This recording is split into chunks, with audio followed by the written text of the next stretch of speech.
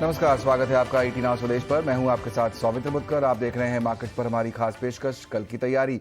आइए आपको बताते हैं कि क्या खास लेकर आए हैं आज हम बाजार में। इस कार्यक्रम में आपके लिए 17,000 के ऊपर हमने देखा कि निफ्टी आज बंद हुआ है।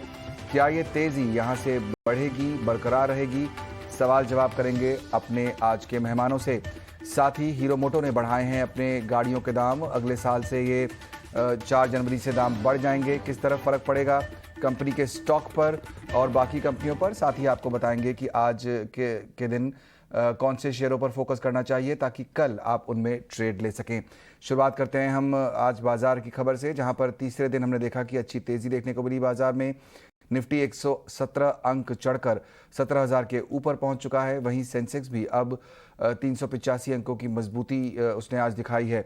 लेकिन ब्रॉडर मार्केट में हाल कैसा रहा, कि कौन से शेयरों में सबसे ज़्यादा एक्शन था, ये बताने के लिए जुड़ रही है हमारी सहयोगी पूजा त्रिपाठी।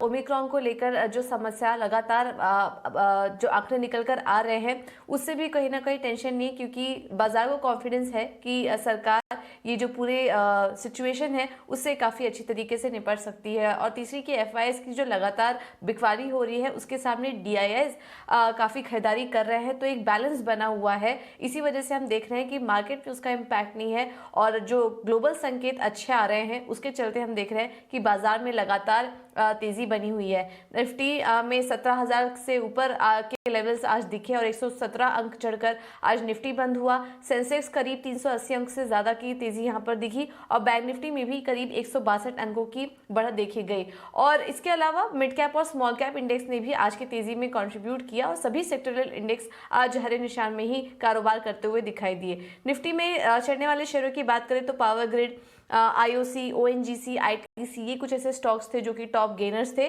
गिनने वाले शेयरों में डिवीज लैब, जेएसडब्ल्यू स्टील, भारती एयरटेल और अल्ट्राटेक, यहां पर आज कमजोरी देखने को मिली है। आज एनबीएफसी स्टॉक्स में काफी अच्छा एक्शन था। आखिरी कुछ घंटों में यहां पर भी अच्छी खरीदारी आई और इसमें एम&एम finance, LIC housing finance, Shriram transport और पीएफसी पावर फाइनेंस कॉर्पोरेशन, ये कुछ ऐसे स्टॉक्स थे जिनमें की काफी अच्छी तेजी दिखी है। ऑयल एंड गैस सेक्टर में भी आज सुबह से ही अच्छा एक्शन था और क्लोजिंग भी काफ़ी अच्छी दिखी। इसमें ONGC, IOC, Petronet LNG, HPCL, ये स्टॉक्स थे जो कि अच्छा कारोबार कर रहे थे। आज खबरों के चलते भी कुछ एक स्टॉक ऐसे थे जहां पर कि काफ़ी अच्छा रुझान देखने को मिला। जी शिपिंग बायबैक पर विचार करने के लिए बोर्ड की बैठक होने वाली है, उसके चलते 7% की तेजी वहां थी। पीएसपी प्रोजेक्ट्स को ऑर्डर मिला, जुबिलेंट फूडवर्क्स ने दाम बढ़ाए और न्यूक्लियस सॉफ्टवेयर को भी एक डील मिली। और इन तमाम खबरों के चलते इन स्टॉक्स में भी आज दिन भर अच्छा एक्शन दिखा।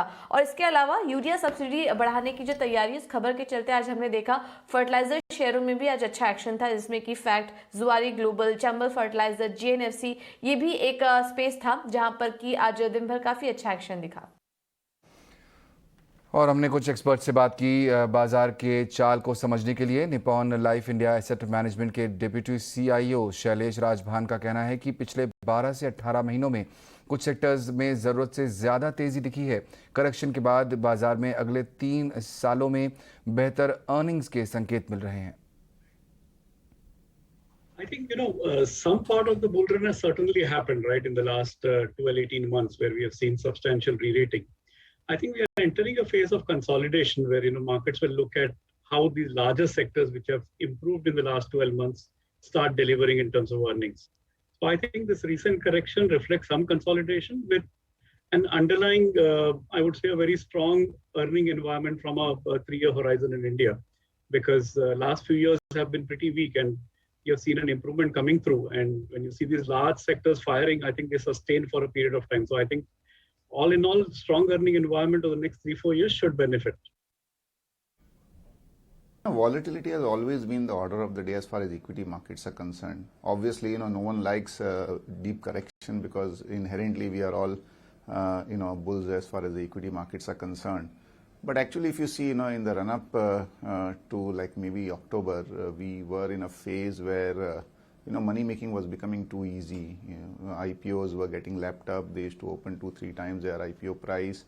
A lot of broader market stocks used to hit new highs on a daily basis, and everything was like, there's no tomorrow.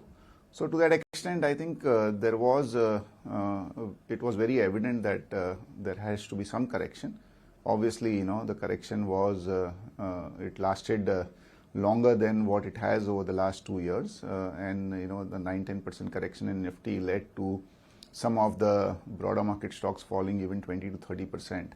So to that extent, yes, investors were a little bit nervous, but I think this is something which we used to be witness to many times before. So I don't think it's unduly worried. I always say this, that markets are like cardiogram. As long as they are up and down, we are all hale and hearty and pretty okay. So I think to some extent this correction was welcome. It leads to a little bit of stability as far as price action is concerned. For long-term investors, it also gives an opportunity to create a portfolio at peace rather than get into it and chase stocks. So we were not unduly worried, and we are not unduly worried. I'm not saying that we are at the complete end of it. Maybe we'll have more bouts of volatility, as you rightly said. News flow globally is very intense nowadays. As individuals, we are exposed to news flows on a second-to-second basis, and we want to react to the news flow at the same time in the same direction. So I think equity investors have to brace for volatility always. Maybe the volatility is slightly increased, but so be it. और हमारे दोनों ही मेहमान हमारे साथ जुड़ गए हैं, रवि सिंह और देवांग शाह। आप दोनों का बहुत बहुत स्वागत।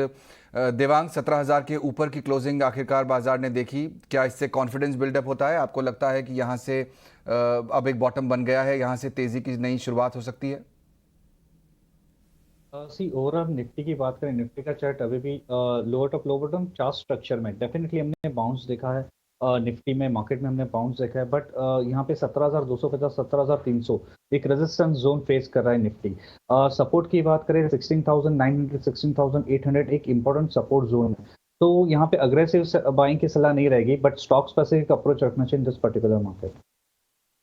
स्पेसिफिक अप्रोच ही बहुत ज़रूरी है इस समय। और एक रिसर्च भी हमारी टीम ने निकाली और ये पाया कि बाजार में शायद एक सांता रैली की शुरुआत हो गई है।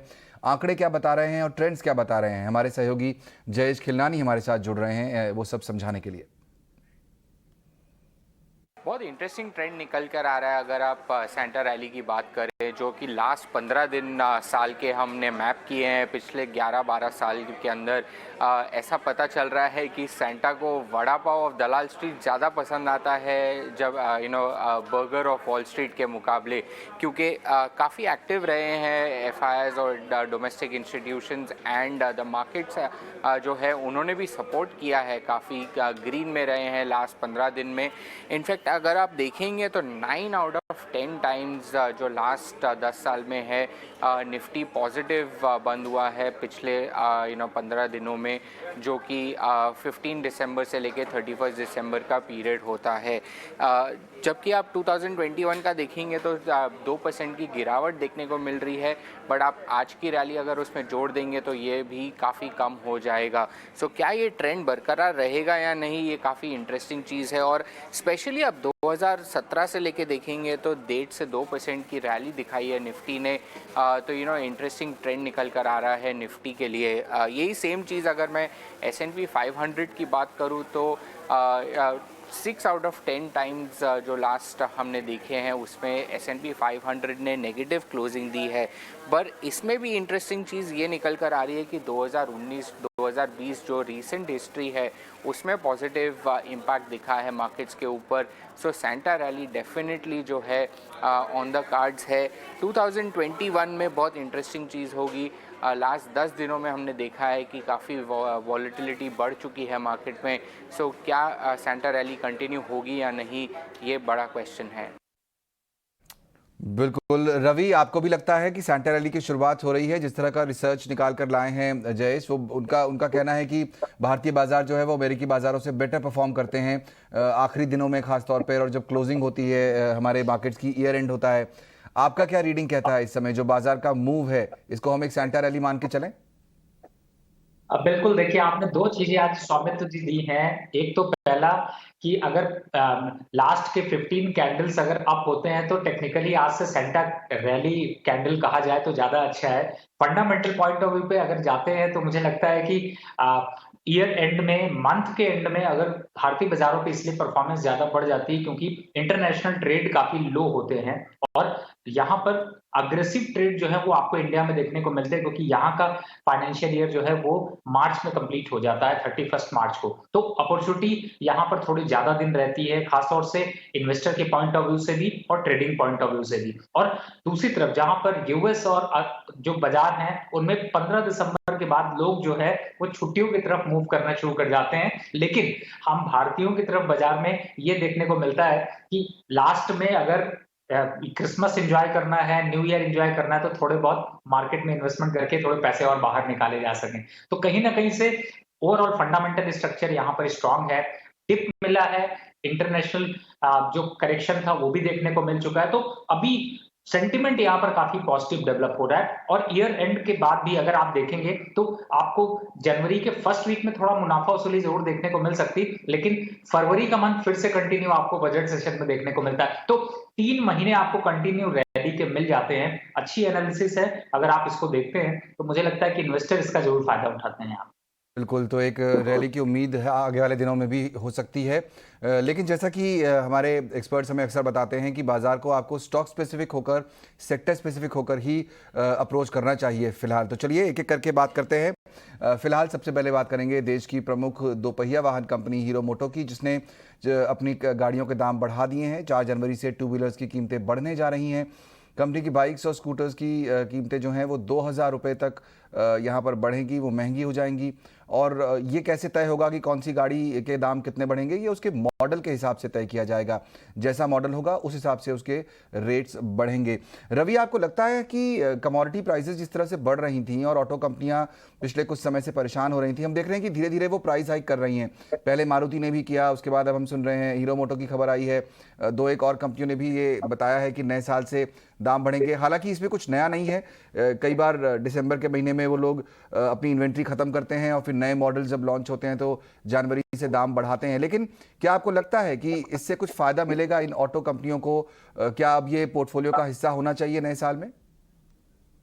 देखिए फिलहाल 2 चीजें यहाँ पर हैं। पहले तो फंडामेंटल की बात करें तो जो कमोडिटी की प्राइसेस अप हुई हैं, आप zinc, lead, aluminium, copper, nickel, इन सभी को अगर देखें तो लगभग 70% यहाँ पर इनकी रॉ मटेरियल कॉस्ट बढ़ चुकी है और कंपनियां इसी वजह से बहुत ज्यादा प्रॉफिट मार्जिन नहीं निकाल पा रही हैं। इसलिए उनकी मजबूरी है कि अब आगे आने वाले समय में अगर यहाँ पर इनमें से किसी भी कमोडिटी के प्राइसेस कम नहीं होते हैं तो उनको प्राइस बढ़ाने पड़ेंगे। तो ये कंपनी के लिए अच्छे साइन हो सकते हैं कि उन्होंने प्राइसेस बढ़ा दिए, थोड़ी सी सेल यहाँ पर इफेक्ट होगी, लेकिन इसका वाइस वर्सा है कि बहुत ज्यादा दिनों तक की सस्टेनेबिलिटी नहीं रहेगी क्योंकि कंपटीशन लो मार्केट के लो प्राइसेस का यहाँ पर ज्यादा आएगा। तो कंपनी थोड़ा सा रिसेंट गेन ले सकती है, लेकिन लॉन्ग टर्म पे उस गेन को बहुत ज्यादा दिन तक सस्टेन नहीं कर पाएगी। अब अगर पर्टिकुलर यहाँ पर हीरो मोटोकॉर्प की बात करें तो 3 सालों या 5 सालों स्टॉक ने निगेटिव रिटर्न्स दिए हैं और अगर आप ईयरली, मैं आज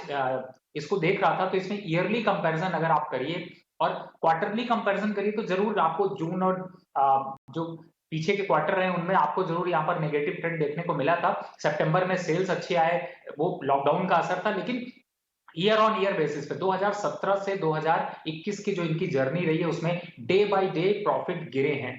तो एफआईआईज भी अपनी होल्डिंग यहाँ पर अब कम कर रहे हैं। तो ऐसा लगता है कि स्टॉक टेम्परेरी थोड़ा सा रैली जरूर दिखा सकता है, लेकिन लॉन्ग टर्म के लिए पोर्टफोलियो में रखने में बहुत ज्यादा बेनिफिट नहीं मिलेगा। उससे ज्यादा अग्रेसिव यहाँ पर स्टार्टअप कंपनीज हैं, अदर प्रोडक्ट्स हैं, अदर जो स्टॉक्स हैं उनमें ज्यादा गेन आपको यहाँ पर देखने को मिल सकता है। ओके, तो लॉन्ग टर्म के लिहाज से तो बहुत ज्यादा बुलिश नहीं दिखते, लेकिन शॉर्ट टर्म क्या कहता है देवांग? आपको लगता है कि हीरो मोटो में हमने जो आखिरी आधे घंटे में स्पाइक देखा था आज वो जारी रह सकता है कल के ट्रेडिंग सेशन में भी? हीरो मोटो की बात करें तो ओवरऑल चार्ट स्ट्रक्चर जो हमें दिख रहा है वो नेगेटिव ट्रेंड है, lower top lower bottom chart structure में ऑल्सो। जब हम शॉर्ट टर्म मूविंग एवरेज की बात करें वही उसके रेजिस्टेंस जोन के पास है। तो अगर यहाँ से हमें बाउंस रैली मिलती है, बाउंस मिलता है, तो अराउंड 2450 2500 तक अगर स्टॉक आता है तो वहाँ एग्जिट करने की सलाह रहेगी, क्योंकि ये 2530 2550 एक इमीडिएट रेजिस्टेंस जोन है। जब तक ये लेवल क्रॉस नहीं करता तब तक न्यू पोजीशन नहीं बनानी चाहिए दिस पर्टिकुलर स्टॉक में। ओके, तो जब तक वो लेवल क्रॉस नहीं करता तब तक आपको कोई नई पोजीशन नहीं बनानी चाहिए। आज एक और चार्ट मैं आपसे चाहूँगा देवांग, जो आप चेक करें हमारे लिए, वो है रिलायंस इंडस्ट्रीज़ का। हालांकि हमने देखा कि जो पूरा एनर्जी पैक था वो उसमें कई सारी कंपनियां अच्छा परफॉर्मेंस कर रही थी, लेकिन रिलायंस में बहुत ज़्यादा मूवमेंट नहीं दिखा। हालांकि पिछले कुछ समय में, पिछले 2-3 ट्रेडिंग सेशन में हमने देखा कि रिलायंस बाजार के को डायरेक्शन देने में मदद करता था। जाहिर तौर पर एक बड़ा शेयर है, दिग्गज जो है स्टॉक है, बाजार मूव कर सकता है। रिलायंस फिलहाल जो है 2365 पर है। आपको लगता है कि कल इसमें कोई ट्रेड बनेगा? क्या इसको आगे ले जाया जा सकता है? जो 2500 के लेवल हमने पहले देखे थे वो वापस आ सकते हैं इसमें? उसकी बात करें तो ओवरऑल जो हम देख रहे हैं डेली चार्ट पे कंसोलिडेशन हो रहा है स्टॉक के अंदर। तो हमने देखा, बट यस डेफिनेटली एक सपोर्ट जोन के पास से वापस हमने बाउंस बैक देखने मिला, एक माइनर से बाउंस बैक देखने मिला है स्टॉक के अंदर। यहाँ पे होल्ड कर सकते हैं, 2250 का एक स्ट्रिक्ट स्टॉप लॉस लगना चाहिए। ऊपर की तरफ के जो लेवल है 2500 के लेवल है, वहां तक स्टॉक आता है तब प्रॉफिट बुक के लिए देखना चाहिए रिलायंस इंडस्ट्रीज में। ओके, तो वो स्ट्रैटेजी रिलायंस इंडस्ट्रीज़ के लिए। चलिए यहाँ पर प्राइमरी मार्केट का भी रुख करते हैं, जहाँ देश की दूसरी सबसे बड़ी pharmacy retail chain MedPlus health services की बाजार में शानदार लिस्टिंग हुई।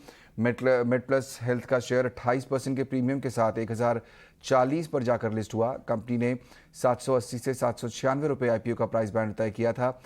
इस IPO के जरिए कंपनी ने करीब 1400 करोड़ रुपए जुटाए हैं, और इसके ये करीब 53 गुना भी ओवर सब्सक्राइब हुआ था। इसके अलावा CMS इंफो सिस्टम्स के IPO का आज आखिरी दिन था बाजार में, और ये 2 गुना भरकर बंद हुआ है। इस IPO के लिए कंपनी ने इशू प्राइस 205 से 216 रुपये तय किया था। इसके जरिए कंपनी ने 1100 करोड़ रुपए जुटाने की योजना रखी है। रवि, मेड प्लस पे क्या व्यू बनता है आपका? आज तो अच्छा खासा मूव हमने देखा, करीब 40% ऊपर था if I am not wrong जब बाजार बंद हुआ।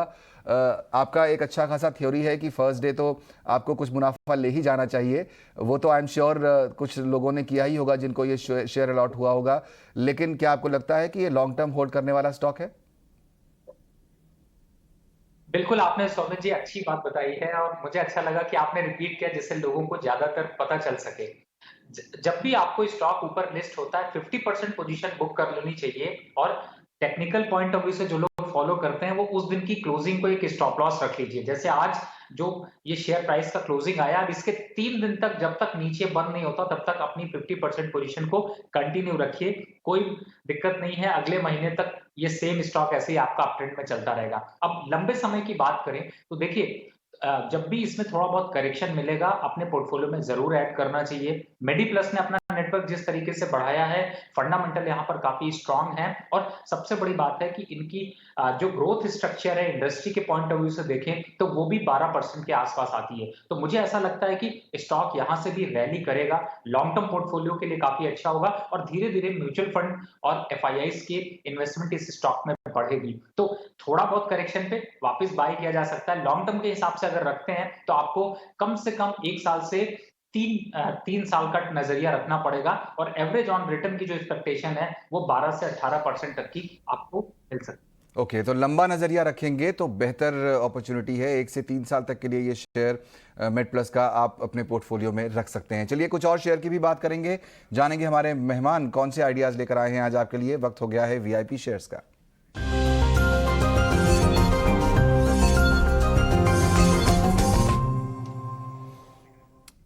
देवांग, आपसे शुरुआत करेंगे, बताइए कौन से आइडियाज आप लेकर आए हैं हमारे दर्शकों के लिए आज।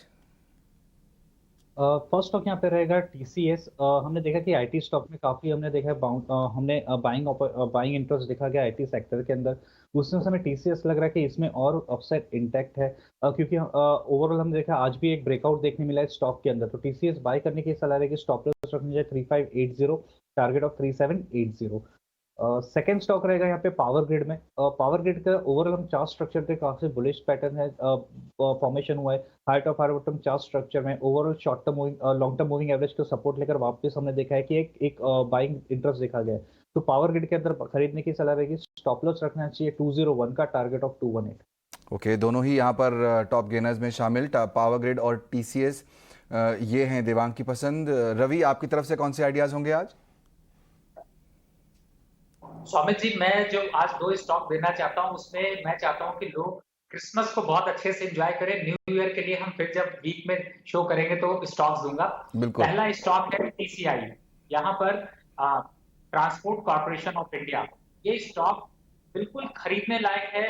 एक दिन कल का मौका है, क्रिसमस एंजॉय करने से पहले आप इसकी खरीदारी करके अगर जाते हैं तो आपको यहाँ पर 5% तक का मुनाफा आपको 2 से 3 दिनों में मिल सकता है। इसका फायदा उठाया जा सकता है। 850 तक का टारगेट मिनिमम ये दिखा सकता है। और इस समय अगर देखें तो एफआईआईज की यहाँ पर म्यूचुअल फंड की होल्डिंग इसमें काफी हद तक बढ़ी है।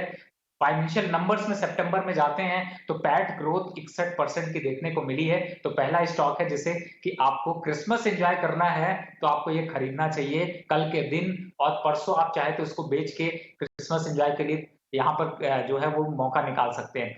दूसरा स्टॉक है जिसके बारे में आपने सुना होगा, वो भी आईटी टेक से मैं ले रहा हूं, वो है जेनसर टेक्नोलॉजी। एफआईआईज की 27% होल्डिंग है और काफी अट्रैक्शन पे यहाँ पर खड़ा हुआ है। स्टॉक्स ने धीरे धीरे कंटिन्यूअस, अगर क्वार्टर ऑन क्वार्टर सितंबर 2020 से अब तक देखें तो धीरे धीरे इसके प्रॉफिट की ग्रोथ अपवर्ड ट्रेंड में देखने को मिली है। दूसरी तरफ है कि स्ट्रॉन्ग फंडामेंटल भी यहाँ पर डेवलप हो रहे हैं। तो इस स्टॉक को भी आप क्रिसमस के लिए ही लीजिए और क्रिसमस एंजॉय करना है तो इसको बाय करिए।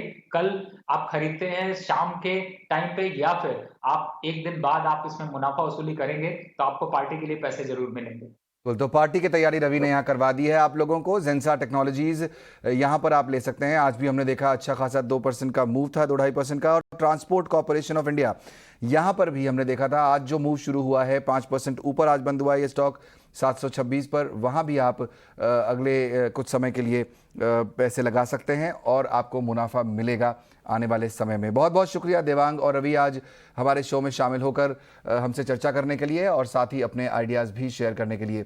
चलिए, कल की तैयारी में मुझे और मेरी टीम को दीजिए इजाज़त। ब्रेक के बाद आपके लिए लेकर आएंगे हम मेड इन इंडिया।